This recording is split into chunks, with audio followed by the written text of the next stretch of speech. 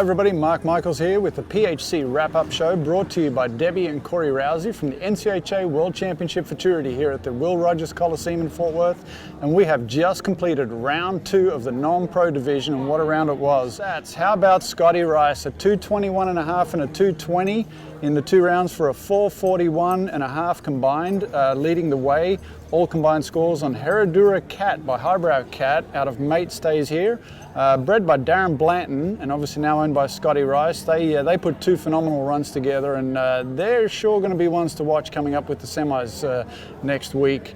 Sitting second right now with a 440.5, Brandon Westfall. He was deep in the go-round. I think he just went this morning on Fiddle and Steel. That one's by Metallic Cat out a little bit reckless.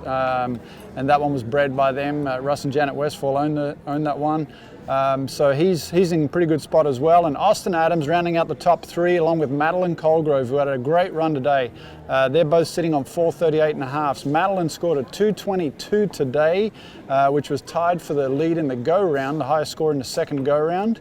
On Raisin New Desires, who's by Raising the Cash out of Desires New Cadillac.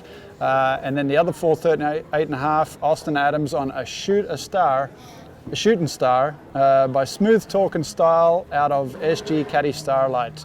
And as I said, Madeline tied for the high score in the second round with Mr. Langston Patillo today on Hot Sauce, who's by I'm Counting Checks out of Sweet Little Sue.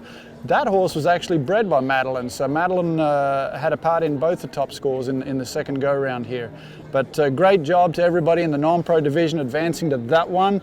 It did take a 431.5, that barely hung on. There are 4 extra ties going to the non-pro semi-finals, which will be held Thursday, December 10th. Then going over to the limited division, which was determined after the first go-around. Teresa Paget had the top score in that one with a 220 on Dripping and Finesse by Once in a Blue Boon out of Miss Doc's Command. And then second, Cody D. Cordova with a 218.5 on Talkin' Sally by Smooth Talkin' Style out of Rockin' Sally Cat. And in that one, it took a 210 to advance to the non-pro limited semis with, I believe, 2, 4, 6, 7 extra horses going in that one. So it's going to be a pretty full field, 77 horses advancing to that non-pro semis. What a show it's been so far. Like I said, in the Coliseum, it's been great. Today, the World Finals kicked off again in the Watt Arena with some of the other classes. The 25,000 novice started off this morning. You can tune into our Facebook page or on NCHA Cutting to see all the results on that one. And we have just started the amateur division first go here today at the Coliseum, and then there'll be 4 more days of that in the first go round. So another thing coming up this week, the Western Bloodstock 2-year-old sales. They'll be starting on Monday and then again on Tuesday. 2 full days of that. It's been really exciting watching everybody over at the booth there. Lots of videos, lots of great 2-year-olds in that sale once again.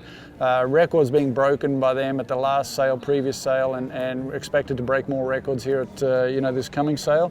Then on Wednesday will be the Cutting Horse sale, which will be followed by the Hard 8 barbecue. You won't want to miss that over in the John Justin Arena. All the sales this year will be in the Watt Arena, so there's no sales in the John Justin this year due to the COVID restrictions and everything else. So there's more room to social distance in the Watt, and so they've decided that's where they're going to have the sales. And then round 1 of the NFR starts tonight, so it all gets kicked off today. Busy day here. The crowds are really starting to build here in the exhibition hall, the Amon Carter exhibition hall here at the Futurity. It's great to see lots of people moving through the halls here, and I'm sure the vendors are all really liking it too. So it's been really good for that. So anyway, we want to thank Corey and Debbie Rousey. Be sure and check out some of their real estate listings for sponsoring our non-pro wrap-up show. And we look forward to seeing how the amateur turns out, and we'll check in with you after that.